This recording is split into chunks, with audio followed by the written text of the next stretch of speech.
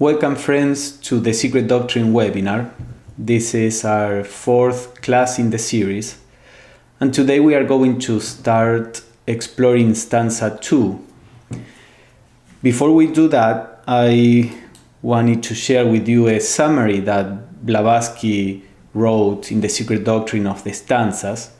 We can read the summary for the stanza 1 to remember what we have been exploring, and then the summary for the stanza 2 so that we can have a sense of what is coming. So she says, the first stanza describes the state of the one all during Pralaya, before the first flutter of reawakening manifestation. So this is what we have seen in our previous classes. She says, a moment's thought shows that such a state can only be symbolized. To describe it is impossible. Nor can it be symbolized except in negatives, for since it is the state of absoluteness per se, it can possess none of those specific attributes which serve us to describe objects in positive terms. And we have seen that this was not, that was not. Hence, that state can only be suggested by the negatives of all those most abstract attributes which men feel rather than conceive. We saw that the attributes that were talked about were space, time, mind or intelligence, etc. So these are the attributes which we can feel rather than conceive as the remotest limits attainable by the power of our conception. So that is a summary of the first stanza that we have explored in the last two classes. Now regarding the second, she says, the stage described in stanza 2 is to a Western mind so nearly identical with that mentioned in the first stanza that to express the idea of its difference would require a treatise in itself. Hence, it must be left to the intuition and the higher faculties of the reader to grasp, as far as he can, the meaning of the allegorical phrases used. So this second stanza, as she says, is quite similar and yet different from the previous stanza. Manifestation begins with the next stanza that we will explore in our next class. But in this stanza, there is the transition between the night of the universe and the day of the universe. So to a certain extent, it is like the transition from a person that is sleeping and the person that is awakening before that person begins to move. So there is a change in the mind from the state of unconsciousness, let's say, to coming into consciousness before that consciousness translates itself in moving the body, for example. So what this stanza is describing is that change. There is no really any objective change. There is a change in the most subjective aspect of the universe. This is why when Blavatsky chose a title for this stanza, she chose the idea of differentiation. Differentiation is not even there, but now there is the idea. Differentiation will soon come after this idea of differentiation begins. So she says this is difficult to grasp and has to be that only our intuition can bring a certain sense of the difference.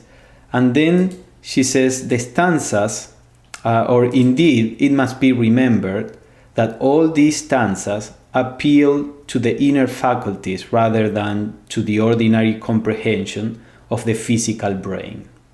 So this is important to keep in mind because, as we have mentioned, the aim of these stanzas is not to give a philosophy, it is to present certain ideas that may awaken a faculty in our minds that is very rarely stimulated. So when studying the Secret Doctrine, we can take this as a spiritual practice to put our mind on things that are rarely offered to us in our daily life. So now with this introduction or this summary, we can start with the second stanza. So as I said, the title that Blavatsky chose is The Idea of Differentiation. And the first sloka says, "Where were the builders, the luminous sons of Manvantaric dawn?" You see, now there is a mention of the Manvantaric dawn, of the day of the universe that is about to start. They were in the unknown darkness of their Ahi Paranishpana. So Ahi, remember we talked about this as being the highest beings to differentiate in the universe. In this case, the Ahi is used as an adjective. So they are angelic Parinishpana. If you are not familiar with the word Chohan, which means Lord, or the Dhyani Buddha, which is one of these Ahis, the highest beings. So where were the builders of the universe? And see that it says luminous in contradistinction with the darkness that the previous stanza was talking about. Now there is the idea of the light, the luminous sons of Manvantaric dawn, the ones that are going to be manifested. But they still are in the darkness. So you will see in this stanza that there is frequent referring to opposites: darkness and light, form, no form, sound, silence. You will see, because this is when the idea of these differences begin to appear. So the luminous sons are in the unknown darkness of their Ahi Parinishpana. The producers of form, these are the producers of form from no form. You see another duality here. The root of the world, the Devamatri and Swabhavat, rested in the bliss of non-being. So we will see how Blavatsky explains these different terms. First, the builders, the luminous sons of the Manvantaric dawn. These builders are the real creators of the universe, she says.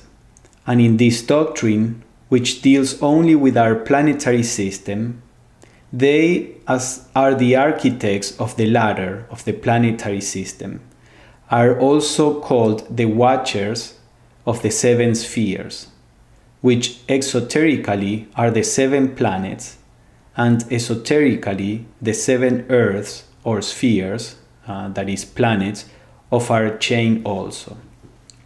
So she says although the first stanza can be applied to the whole universe, to when the whole universe is in a state of night, of pralaya, as the stanzas progress, they describe more specifically what happens within our solar system, and even more specifically what happens on our Earth. So as we go on with the stanzas, then what they describe becomes more and more specific. She says that these builders are the builders of the solar system, with its seven planets, the seven sacred planets of the ancients.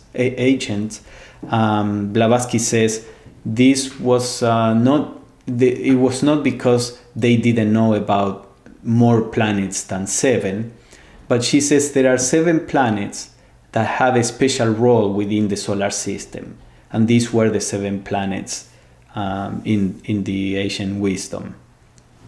Now she says exoterically it means the seven planets, but esoterically it can also refer to the chain of globes that is associated to our Earth. We already saw in a previous class this diagram. The idea in theosophy, and we are not going to go into that right now because this is too early within the universal processes, but the idea in theosophy is that our Earth, the visible Earth, is part of a wider cycle of evolution or scheme of evolution that involves other globes like these ones that are just with letters C and E, B and F, A and G. Now these words or globes are not physical. Blavatsky explains these are on different planes of perception. So when evolution finishes on this earth, it will go on to the inner planes, and there will be some kind of evolution, but non-physical there.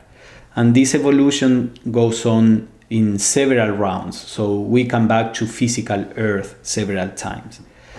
So she says that these luminous suns of the Manvantaric dawn refer to the actual creators of the solar system, or when applied to our planet, of the planetary chain of which our Earth is part.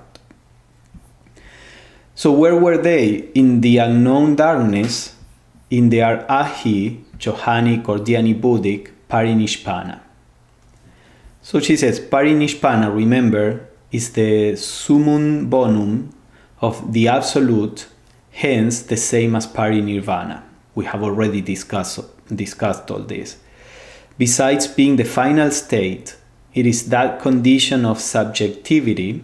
So when she uses subjective, normally she refers or uses that term to refer to non-physical. So it's that condition of subjectivity which has no relation to anything but the one absolute truth, Paramartha Satya, on its plane. You know, when we are related to something, that means that we are separate from that something. So there is a duality there. When the states of unity are described, many times are said that they are the state of unity is not related or is not in relation to separation, because nothing is outside of this unity. So she says that in this state of parinishpana, there is only a being, the absolute truth. The absolute truth that in Buddhism many times is called Paramartha Satya. It's this state of unity in which there is no relation with anything in the sense of being separate of. So she says, it is that state which leads one to appreciate correctly the full meaning of non-being, which, as explained, is absolute being. So it is only in this state of Paramartha Satya, or this absolute truth, that we can really understand how the non-being is absolute being. Without being in that state, we just speculate, we can use some metaphors, allegories to try to have a concept of it. As we said, we can perceive certain reflections of this in our own life, in meditation, because that non-being is the background of everything on any plane. So we can access that non-being on any plane, but of course the higher in the planes we are aware of, the closer to the pure non-being we are. Now Blavatsky says, sooner or later, all that now seemingly exists will be in reality and actually in the state of parinishpana. But there is a great difference between conscious and unconscious being. Remember, parinishpana is this absolute being, or absolute in a relative sense, as she said, is the purest being that is possible to be attained or to be realized in this particular cycle of evolution. Now, she says there is a difference between conscious and unconscious being. The condition of parinishpana, without paramartha, which is this self-consciousness, she says self-analyzing consciousness, and in Sanskrit there is a term swasamvedana. So the condition of parinishpana without self-consciousness is no bliss, but simply extinction, is annihilation, and she says for 7 eternities, for the remaining, or for how long the pralaya lasts. Now this is an important point that explains what the purpose of evolution is. So there is a monad that before the manifestation of the universe is merged in this absoluteness, in this state of perfection. Now, that monad may, if it has not developed a certain self-consciousness in the previous evolutionary cycle, it will be unaware of that absolute being. When going through the whole evolutionary cycle, then and coming back to the state of parinishpana or parinirvana, these are synonyms. When coming to this state, if that monad has successfully gone through all the process of evolution, then that monad will be aware of this state of absolute being. Blavatsky says there is a difference, for example, to a ball of iron that is that is under the sun. That ball gets warm. That means that the ball is responding to the sun, chemically speaking. There is a response to the sun, but the ball doesn't know that it's warm. So she says a human being that develops self-consciousness under the sun gets warm, and he knows that he's warm. So the idea is that after the process of evolution, after monads go through the human kingdom, it is in the human kingdom where this self-awareness is developed, and then those monads that have accomplished that goal in parinirvana, they will be aware in this state of non-duality, this conscious non-consciousness that we talked about. But it is a kind of awareness. It's an awareness of absolute being. But those monads that have not reached that state, they will also be in parinishpana. They will be in the state of absolute perfection, but they will not be aware of it.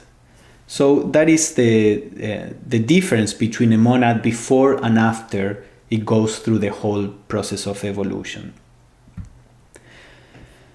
Now, these builders are the producers of form, rupa in Sanskrit, from no form, arupa. In the idea in the esoteric philosophy is that all forms are made out of this homogeneous unity that has no particular form, and these forms come into place by means of intelligence. We saw that this intelligence is spread in the universe, is in the very fabric of the universe, and when beings, the highest beings, differentiate, they become the vehicle for this universal intelligence, and it is through these beings that the world is shaped. But this is not a creation out of nothing. As we have seen, space with its ever invisible vestures, which are the root of matter, the root substance, it is eternal. So there is always space and its other aspect that is substance. When intelligence becomes active again, and this being differentiate, they begin to shape that homogeneous substance, which in Greek they used to call chaos because it has no form, no structure. So they shape this into the forms first on the spiritual planes and then lower and lower until we come to the physical plane. So also there is a mention to the root of the world, the Deva Matri and Swabhavat, which rested in the bliss of non-being. So Deva Matri is the idea of the mother of the gods in Hinduism. And this Deva Matri is Aditi, which is another name for cosmic space. So remember that in the first stanza we talked about the eternal parent wrapped in her ever invisible vestures.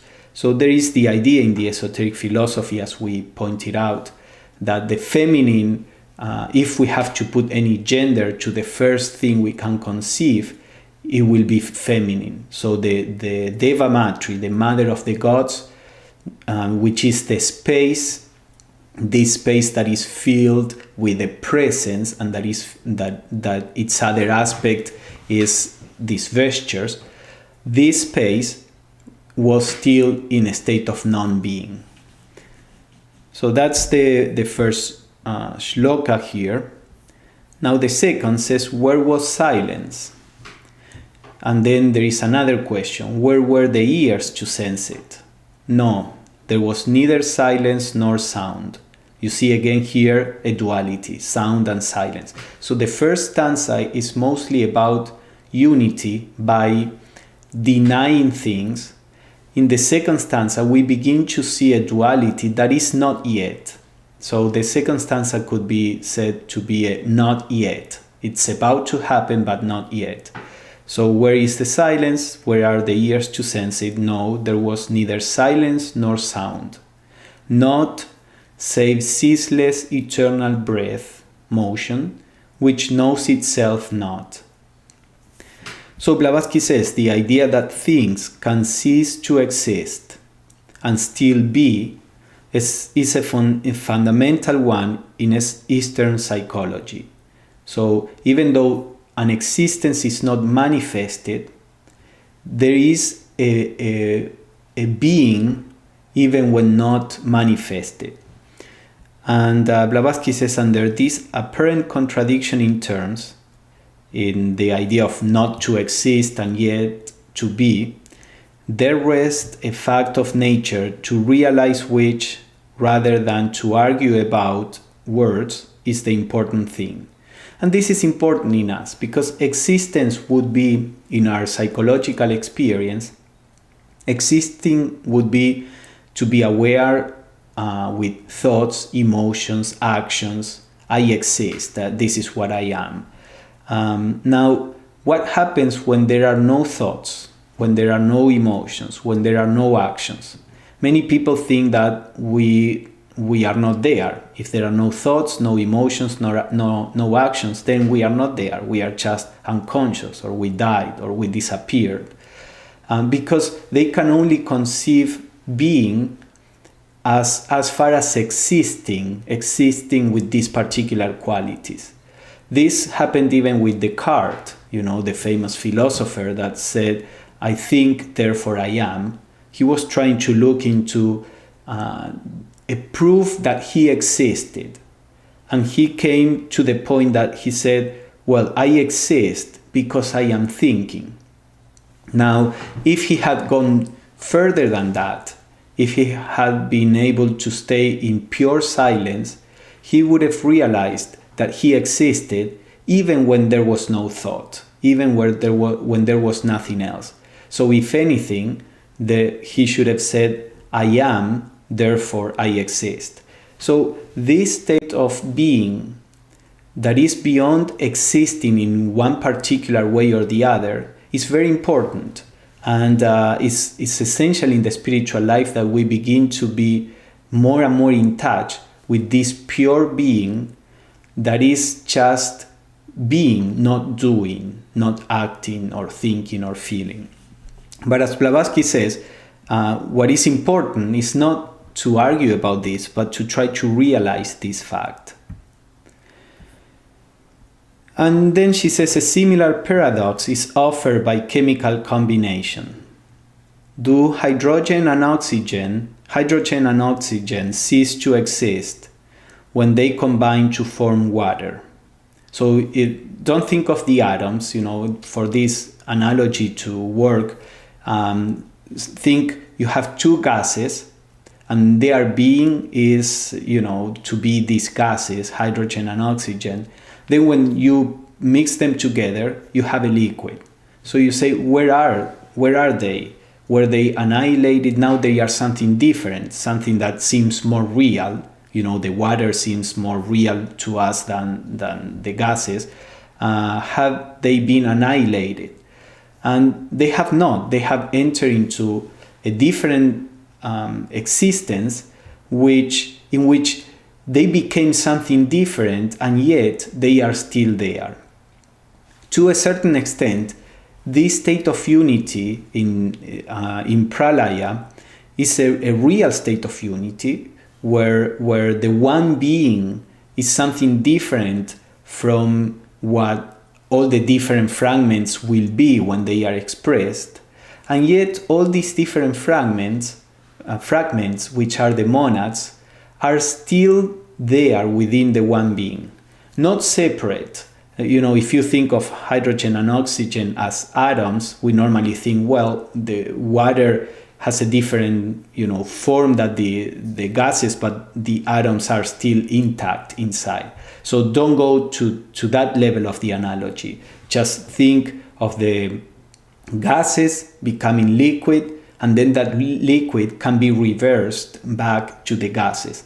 So this unity is a real unity where there is no separation. It's not just a collection of things. It's one thing, but somehow that unity can be broken back in the old monads that were in the previous universe. So this is why there is no annihilation, even though there is a true unity.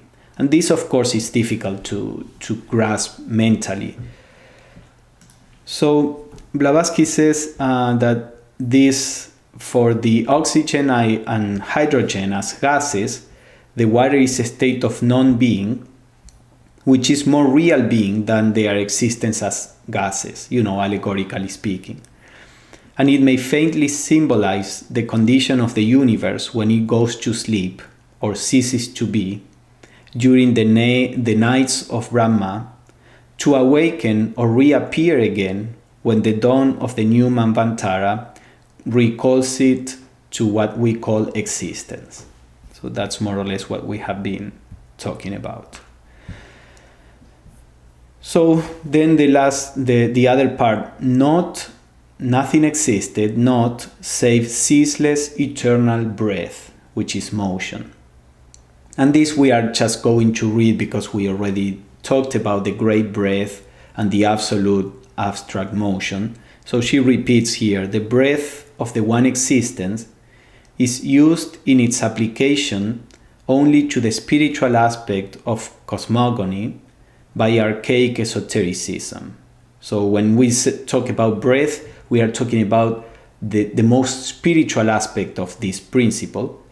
And then she says, otherwise, it is replaced by its equivalent in the material plane, motion. So that which on the spiritual, or that, let's say, that which here we know as motion, as something moving within space, on the spiritual planes is called the breath, or the great breath, which it is the essence of motion, and yet is not motion as we know it, because on the state of unity there is no single fragment that is moving. So again, Blavatsky said from the very beginning, whenever we want to try to picture what that state of absolute unity is, we will fail. However, trying to, making an effort to conceive, we may not get an idea of it because our mind, the images that our mind has is just created by a world where there is separation. So even though we cannot make an idea of this, meditating on these things can take us beyond the mental level, and we may sense how this is correct, how this exists or is. We may intuitively sense these realities, and by doing that we start awakening this intuition in ourselves. So then she says that this motion, which is an attribute of the one eternal element, or the element containing vehicle, normally we think of things. So when we talk about unity, we think that unity is a thing. Now, she calls it here like a vehicle or a container, the space that contains everything. Now, this space is not a thing, it's not an object. So if there is a subtle correction there that Blavatsky tries to make in the way she was putting it, which is again difficult. When we talk about the unity, we think an object out there that is the unity. Then when she changes to space, which is boundless, then it's more difficult to talk about the boundless space as an object. So she says this space is dimensionless in every sense, we already discussed that, coexistence with which are endless duration, primordial and hence indestructible matter or substance, and motion, the absolute perpetual motion, which is the breath of the one element. This breath, as seen, can never cease, not even during the pralaic eternities. So even during pralaya, there is this breath. It is because of this breath that stays there that the universe changes from pralaya to manvantara. So the only thing that was there was the breath, which knows itself not. And here again is what we have discussed several times. The idea that consciousness as we know it is a principle that is based on duality. So Blavatsky says, to know itself or oneself necessitates consciousness and perception, both of which are limited faculties in relation to any subject except Parabrahman. Parabrahman is the absolute, the Sanskrit name for the absolute. So this consciousness and perception are needed to cognize something. Hence, the eternal breath, which knows itself not. Infinity cannot comprehend finiteness. And thus, absolute consciousness and absolute motion is, to the limited senses of those who describe this indescribable, unconsciousness and immovableness. Remember, we said in the absolute both opposites are synthesized. But absolute consciousness contains the cognizer, so the subject, myself, the thing cognized, which is the object, whatever I'm perceiving, and the cognition or the perception, all three in itself and all three one. So this state of conscious non-consciousness that Blavatsky would refer to has the three elements in one. There is no separation between me perceiving something else and the perception that unites us, which may be conditioned or not. It's a state where the three are together. So as you see, these first two slokas are quite similar still to the first stanza. Now it is in the third sloka where more elements begin to come, still with this sense of a duality that is not yet. But now the third stanza talks about what is going to happen when the universe awakens. So the hour had not yet struck. The ray had not yet flashed into the germ. The Matri Padma, or Mother Lotus, had not yet swollen. And Blavatsky explains, the germ is the point in the mundane egg, represented by matter in its abstract sense. The idea of the mundane egg, you have in many mythologies that the universe began as an egg. And the idea of the mundane egg is a symbol for matter before it is differentiated. You know, an egg, you have in the yolk that to our eyes seems to be something, completely homogeneous. There is no separation there. But in the yolk, you have the germ for all the different, cells and organs and structures that will a chicken have, when adult. So everything is contained in the yolk. So the egg is sometimes used in mythologies to represent this germ, which is still homogeneous, but which will give the rise to the whole differentiation that makes up the cosmos, the universe.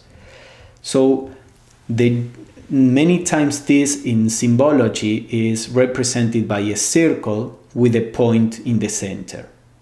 Now there are in the Secret Doctrine two circles with a point. The first circle with the point is the unmanifested logos. As we are going to see, is the center through which the ray comes and differentiates matter. And then there is the other circle with the point, which is the germ within the egg. This is more on the plane of manifestation. So Blavatsky sometimes would say the first circle is black and the dot in the center is white, because it is from where light comes. And the second circle is a white circle with a black dot in the center, because the white circle represents the already manifested, although still undifferentiated matter, and the dot in the center represents the germ, like the potentiality for everything that will be in the universe. So Blavatsky says, talking about this symbol, but the term point must not be understood as applying to any particular point in space. For a germ exists in the center of every atom, and these collectively form the germ.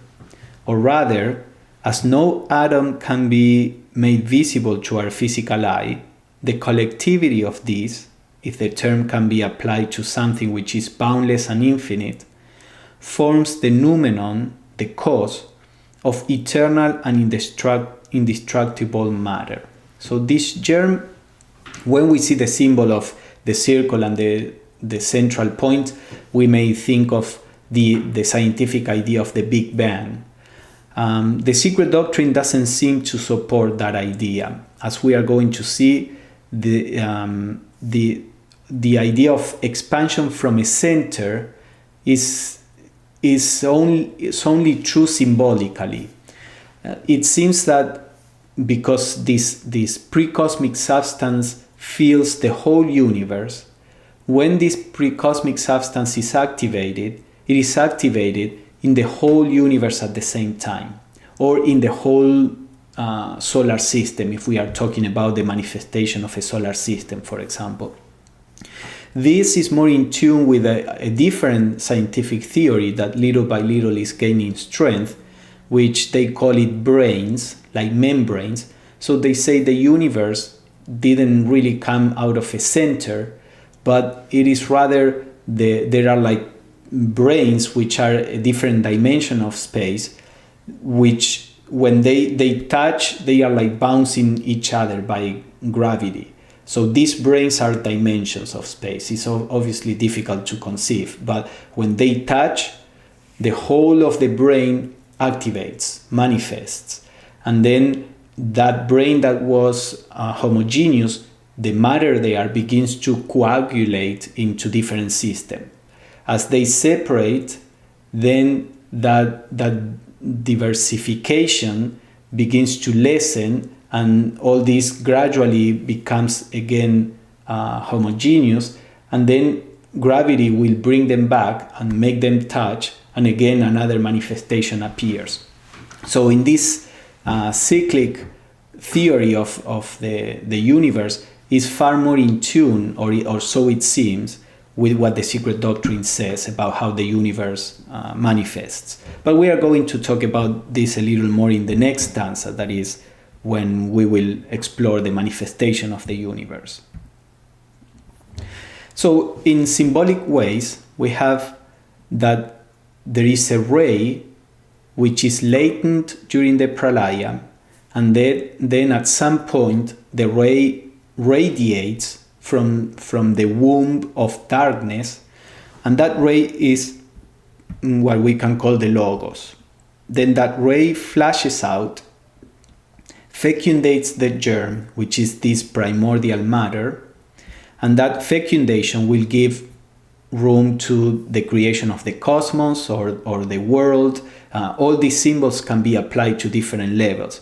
So if we call it the mundane egg, maybe we are talking about how our earth begins.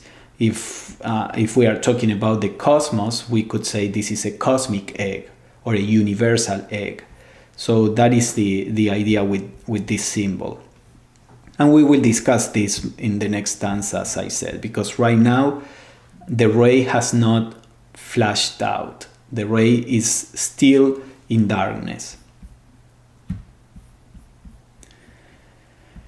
So the last part of the shloka said, the Matri Padma, the mother lotus, had not yet swollen.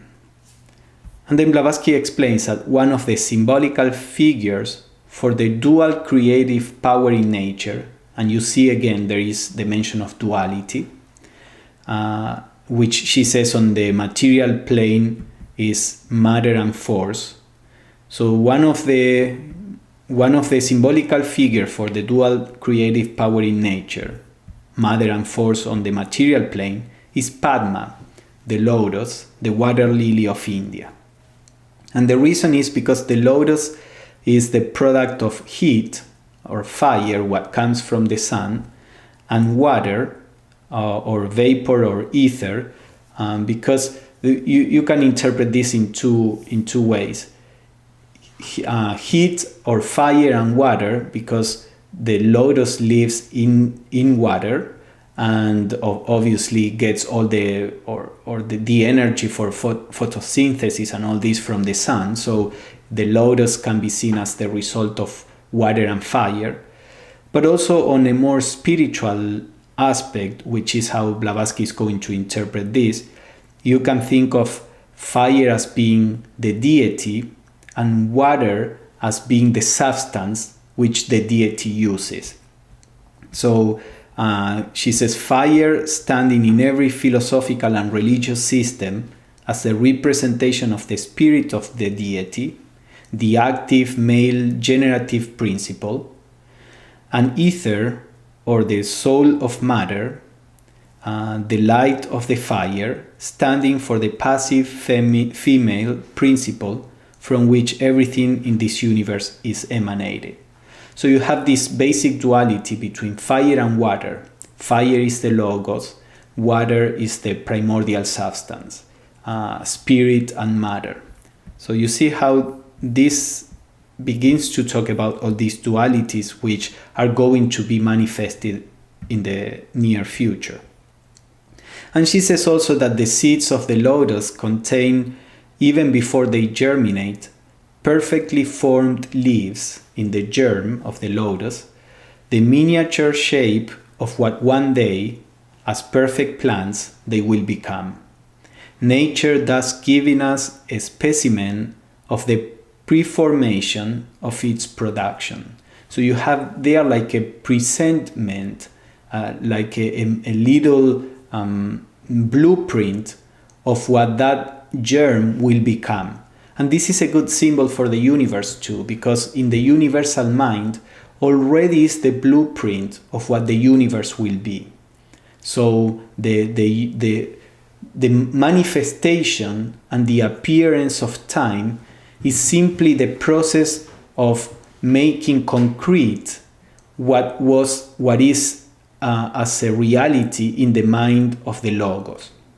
So in a sense, we could say if you are a painter and you have a clear idea of what you want to paint with all its details, you have a vision, then you need time to portray that vision in the form of a painting. And you need time, and you start, with the background, and then you do this and you do that. All that is what we call evolution. Evolution is the painting of this idea that is in the mind of the logos. And the time, what we perceive as time, is simply this progressive process of materialization of that which is in the idea of the logos. So Blavatsky says this typifies the fact that the spiritual prototypes of all things exist in the immaterial world before those things become materialized on earth. This explains the sentence, "The mother had not yet swollen," the form being usually sacrificed to the inner or root idea in archaic symbology. She says it's not necessarily a very poetical way of putting it. The mother had not yet swollen, but she says this idea of swollen gives the impression of something that is contained that will come out. And we are going to see this expression again in the next stanza. Okay, so now the fourth sloka. it says, her heart, the heart of the mother lotus, had not yet opened for the one ray, which is the Logos, to enter, thence to fall as 3 into 4 in the lap of Maya. Remember, Maya is illusion. So Blavatsky explains, the primordial substance, which is symbolized by the mother, had not yet passed out of its pre-cosmic latency into differentiated objectivity. So if we take the mother in the most abstract spiritual way, like this celestial virgin, this state of primordial matter which is not productive yet, which is not differentiated, that is the pre-cosmic substance, which is the stage in the process that we are at right now. We are still in the pre-cosmic states, and this pre-cosmic substance is still virgin, is still not ready to receive the ray of the Logos, and therefore begin to differentiate. And then Blavatsky says, but as the hour strikes, as the pralaya finishes, and the substance becomes receptive of the phohatic impress. Phohat is this cosmic energy, so she's using it here as an adjective.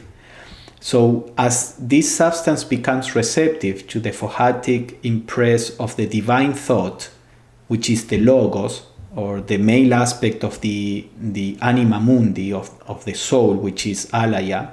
And don't worry about those technical terms if you are new to the secret doctrine, but you see clearly the idea is the Logos, the ray is the active principle, the mother, the lotus, is the passive principle. When they unite, then the universe comes about or comes forth. So when the hour strikes, the heart of the mother opens. It differentiates, and the three, father, mother, and son, are transformed into 4. So as we will see when we go into the process of manifestation, we already discussed a little about this, father and mother, the duality becomes a triplicity. So we have seen that far. Now this triplicity next becomes four elements. This is what, for example, tetractys, the tetractys of Pythagoras, tetra means 4. So Pythagoras said that this tetractys was the perfect symbol for the manifested universe. And Blavatsky here says also the sacred 4 are the first 4 principles which set in motion the manifestation of the universe. So this is one of the ways to interpret the 3 falling into the 4. And what are these 4 principles? Well, she says the union of these 3 principles depends upon a 4th. The life which radiates from the summits of the unreachable to become a universally diffused essence on the manifested planes of existence. Mother, father, and son are a unity, and a quaternary, meaning 4, as a living manifestation. So in its still non-manifested aspect, father, mother, and son are a unity. When manifestation begins, the 3 of them acquire like a special quality, so they seem different, they differentiate, and then out of this a 4th element is produced, which is the manifested life that comes from these 3.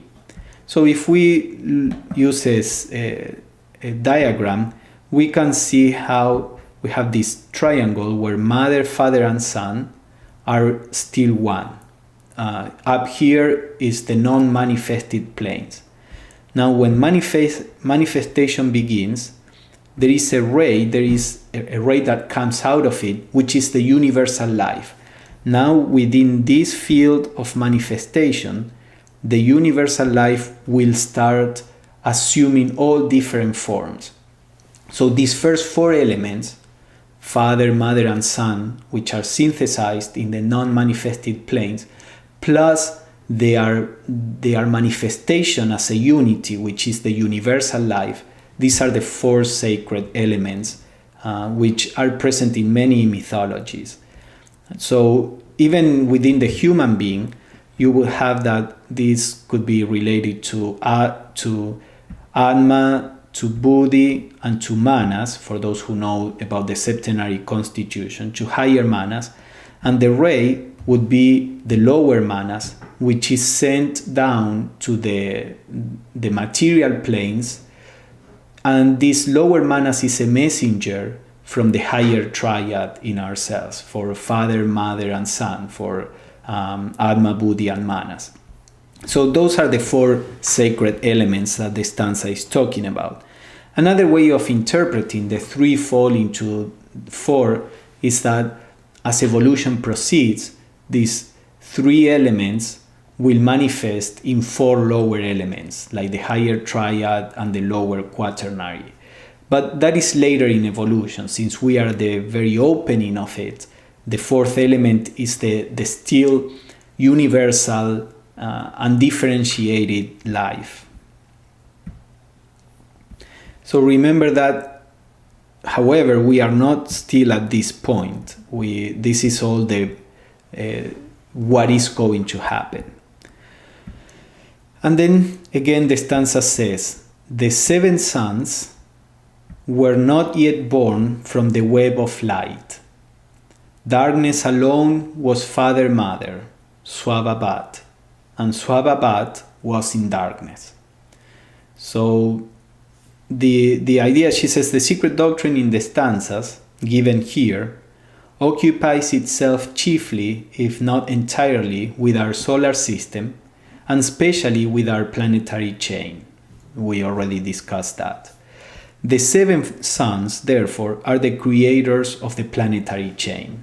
So in what the stanzas give, all these symbols and stages and images, they can be applied to any system. Blavatsky says the formation of the cosmos follows the same stages as the formation of a mosquito.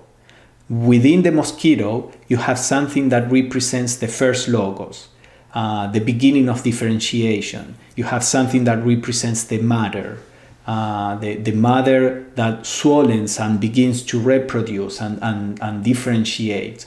And you have, she says, if you really understand all this, you can describe the beginning of a mosquito or the beginning of the universe with the same symbols. This is the advantage that symbolic language has over scientific language. Scientific language can be applied only to that particular phenomena for which that very specific language was created. Symbols, because according to the esoteric philosophy, the whole universe follows the same laws on all the planes, then symbols can explain the basic structure of any process. So in this case, the seven sons, just as the seven ahis are the highest beings that appear in the universe, the seven sons are a reflection of these ahis, and is a reflection of this Elohim that create the planetary chain of which Earth is part. And then she talks about Swabhabat. This comes from the Sanskrit word Swabhava, which means the true nature. So Swabhabat, the plastic essence that fills the universe, is the root of all things. So this Swabhabat is this pre-cosmic matter that we were talking about, although now in a slightly more concrete state, let's say. Mula Prakriti, which we called the root nature, the pre-cosmic substance or root substance, is absolutely undifferentiated. Swababat now, even though it's not undifferentiated, there is something already. It is not differentiated. I mean, or it is still homogeneous. There is still something that is going on in Swababat. Both polarities are present, not as a unity, not as a duality, but as something in between. So Blavatsky says, Swababat, the plastic essence that fills the universe, is the root of all things. Swababat is, so to say, the Buddhistic concrete aspect of the abstraction called in Hindu philosophy Mula Prakriti. So Swababat, according to her, was used by one school of Buddhism, and in Mula Prakriti is in Hinduism, is used in Hinduism. So she says it is the body of the soul. So if we talk about the principles, the basic principles that we have seen so far, we have Parabrahman, which is the absolute, would be like the spirit. Then we have Mula Prakriti, which is the root substance, like the soul. It is a little more concrete. It's not the absolute. It's a more concrete aspect of the absolute. But it's still unity and differentiated. And then we have Swababat, that is a more concrete aspect of Mula Prakriti. So Mula Prakriti is in the first stanza, Swababat is in the second stanza. And if it is called the father-mother, because, as I mentioned, we start talking about this duality which is still one. We start talking about these two things that will become opposites in manifestation. So you see father dash mother, and later in the third stanza, Swababat is called the two substances made in one. So maybe we could bring the idea of the atom. The atom, you have a neutral atom, you have positive and negative charges that are both there, but because they are in equilibrium, the atom is neutral. Now, as soon as you separate them, you get electricity and you get the ions and you get all kind of energy and manifestation. So Mula Prakriti would be an atom in which there is no yet differentiation between the protons and the neutrons and the electrons. Then Swababat would be the atom as we know it, in which these two are still part of a unity, but they can be separated. And then the manifestation of Swababat, the cosmic matter manifested, would be when we separate those two polarities. So Swababat is a polarization within the unity. And then the shloka says, these two are the germ, father and mother are the germ, and the germ is one. So you see, it's a polarization, but we still have a unity. The universe was still concealed in the divine thought and the divine bosom. So again, the divine thought is the logos, is the father, the divine bosom is the mother, is the substance. So Blavatsky explains, the universe, not only past, present, and future, which is a human and finite idea expressed by finite thought, but in its totality, the Sat, which means truth or the absolute being, Blavatsky says it is an untranslatable term, the absolute being, with the past, present, and future crystallized in an eternal present, the eternal now, is that thought itself reflected in a secondary or manifest cause. So the universe, let us leave aside the parentheses, the universe is the thought, the divine thought itself, but reflected in a secondary or manifest cause. So as divine thought, the universe as just an idea is in the mind of the unmanifested logos, the first logos. And then the universe as manifestation is that idea reflected on the manifested cause, which is the third logos. And the second logos is the Swabhavat, which is in between the first and the third.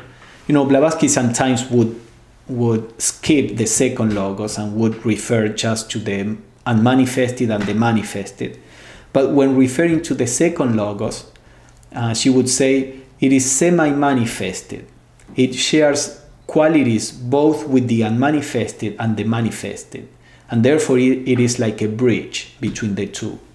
So the second stanza, if we bring it to the level of the three logoi, the second stanza would have to do with the second logos. And then she says, but remember that when we talk about the divine thought, we are not implying the idea of a divine thinker. We have the tendency to think of this as being, conditioned entities. As we saw, the logos is that intelligence that is in the fabric of the universe. And then that intelligence will manifest through any entity that appears in the universe in a more or less perfect way. When that intelligence that is in the fabric of the cosmos manifests through the Dhyani Buddhas, the highest beings, then you have this universal mind.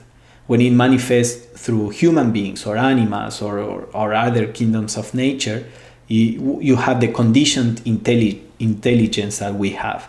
But the essence of the intelligence in us, in animals, in the highest angels is exactly the same. It's this cosmic ideation, this logos. So she says that at the beginning of cosmic evolution, the universe or the sun is still lying concealed in the divine thought, which had not yet penetrated into the divine bosom. So again, she's going back to say, but remember that not yet. So if we see this in a diagram, we have the divine thought, which is in the eternal now, is beyond time. This is where the archetypes of Plato are. And then you have the divine bosom, which is this primordial matter. When the divine thought activates and it impresses the divine bosom, this happens through the seven suns. The seven celestial beings are the ones that bring that divine thought into manifestation by impressing those ideas in the divine bosom, and then you have the manifested universe. So this is what the second stanza describes. As you see, as we have discussed, it's the preparation for what we are going to see in our next class, which is the moment where the universe awakes. And you will see how the language of the stanzas change, and the images that they use are very different. So I hope to see you in our next class.